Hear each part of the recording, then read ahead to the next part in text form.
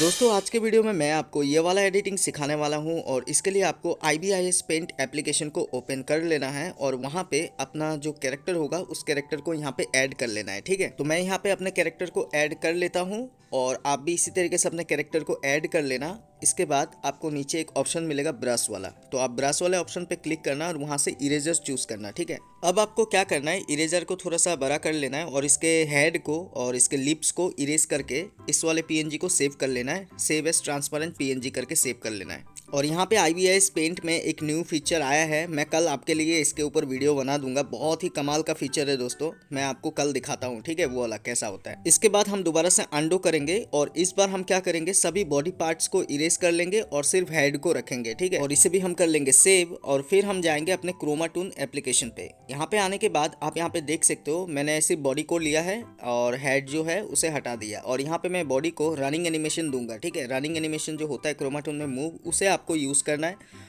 और इधर ऊपर आपको बैकग्राउंड का ऑप्शन मिलेगा, उधर पे क्लिक करके आप ग्रीन बैकग्राउंड कर लेना और इसे रिकॉर्ड कर लेना। देखो इसको ज्यादा टाइम के लिए रिकॉर्ड मत करना, इसे सिर्फ 1 वॉक साइकिल के लिए रिकॉर्ड करना है। मतलब कि ऐसा समझो कि 30 सेकंड के लिए आप इसे रिकॉर्ड कर लेना। अब आप काइनमास्टर पे आना और यहाँ से एक बैकग्राउंड चूज करना और उसका कलर को ग्रीन कर देना। तो मैंने यहाँ पे बैकग्राउंड को ग्रीन कर लिया है। अब मैं यहाँ पे अपने कैरेक्टर को ऐड करूंगा, इसे थोड़ा बहुत क्रॉप करना है आपको और इसके ग्रीन स्क्रीन को रिमूव करना है। ठीक है, ग्रीन स्क्रीन को रिमूव करते हुए ऊपर का जो नंबरिंग है ना उसे 41 रखना। देख रहे हो ना मैं किस तरीके से नंबरिंग कर रहा हूँ, इस तरीके से आप इसे 41 रखना। हाँ, तब ज्यादा अच्छा क्वालिटी का आएगा। ग्रीन स्क्रीन जो बॉर्डर होता है वो बाहर की तरफ नहीं आएगा। तो इसे आप चाहो तो थोड़ा बड़ा भी कर सकते हो, लेकिन इसे सेट करोगे ना तो साइड में सेट करना, एकदम राइट हैंड साइड में सेट करना और इसे कैप्चर एंड सेव पे क्लिक करके एक स्क्रीनशॉट ले लेना। इसके बाद आपको इस वाले फाइल को थोड़ा सा ड्रैग करते हुए बड़ा करना है और थोड़ा सा आगे आना है, फिर कैप्चर एंड सेव पे क्लिक करके स्क्रीनशॉट लेना है। फिर आपको थोड़ा सा आगे आना है, थोड़ा थोड़ा आगे आना और स्क्रीनशॉट लेते जाना। ठीक है, क्योंकि इस एनिमेशन के लिए ना हम वीडियो क्लिप को यूज नहीं करेंगे, हम इसका गिफ बनाएंगे। और 1 वॉक साइकिल किस तरीके का होता है आप लोग देखना, यहाँ पे 1 वॉक साइकिल का हम लोग सिर्फ स्क्रीनशॉट लेंगे। क्योंकि अगर मैं वीडियो क्लिप लेता हूँ और उसे अगर फास्ट करता हूँ ना तो वो क्या होगा पता है, यहाँ पे काइनमास्टर में वो मतलब ऑप्शन उतना ज्यादा खास काम नहीं करता है फास्ट एंड स्लो का, तो वो बहुत ही गलत दिखेगा, अटक अटक के चलेगा आपका कैरेक्टर। इसलिए मैं इसका क्या कर रहा हूँ, गिफ ले रहा हूँ।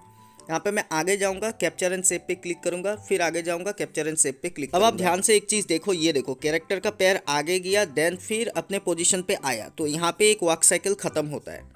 आप यहाँ पे मार्क करके देख सकते हो, मैं यहाँ पे मार्क कर देता हूँ, फिर से आप लोग देखना।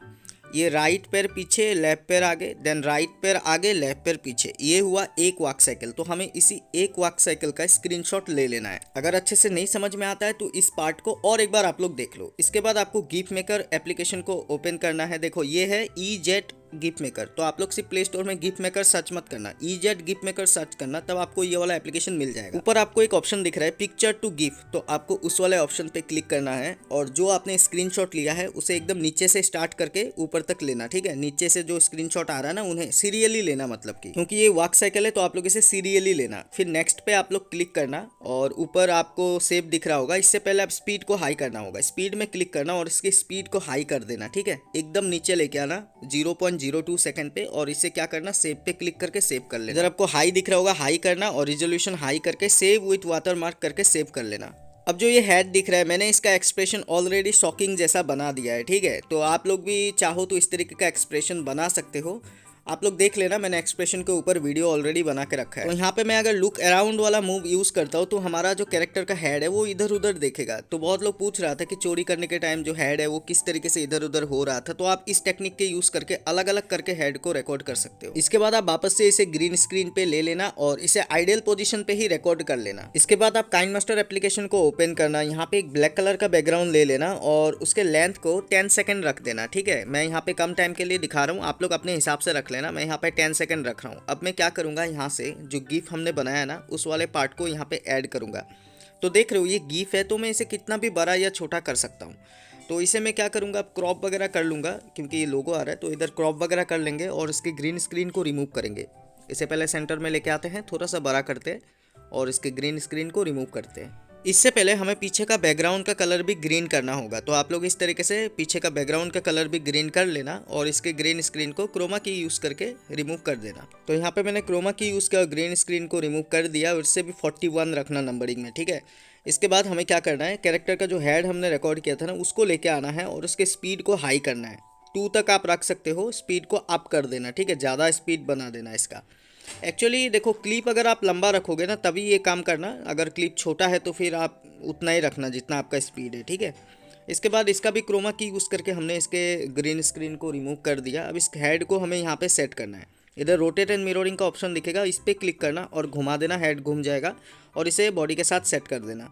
अब देखो बहुत लोगों के काइनमेस्टर में रोटेट एंड मिररिंग का ऑप्शन ही नहीं आ रहा है, तो आप लोग जब क्रोमा टून पे रिकॉर्ड करोगे ना तभी हेड को घुमाते हुए रिकॉर्ड करना, फ्लिप करके रिकॉर्ड करना, ठीक है। तो हमने उस वाले क्लिप को सेव कर लिया था। अब हमें क्या करना है, ये देखो एक चीज़ यहाँ पे मैंने एक बैकग्राउंड ऐड किया और यहाँ पे रोटेट एंड मिररिंग पे जैसे मैं स्पीड में क्लिक करूंगा ना, बहुत ज़्यादा स्पीड में, तो कुछ बैकग्राउंड इस तरीके का मूव होगा, तो हमें यही चाहिए सिर्फ। तो हमें बैकग्राउंड को सबसे पहले तो बहुत ज़्यादा छोटा कर लेना है, जितना छोटा हो सके उतना छोटा कर लेना है।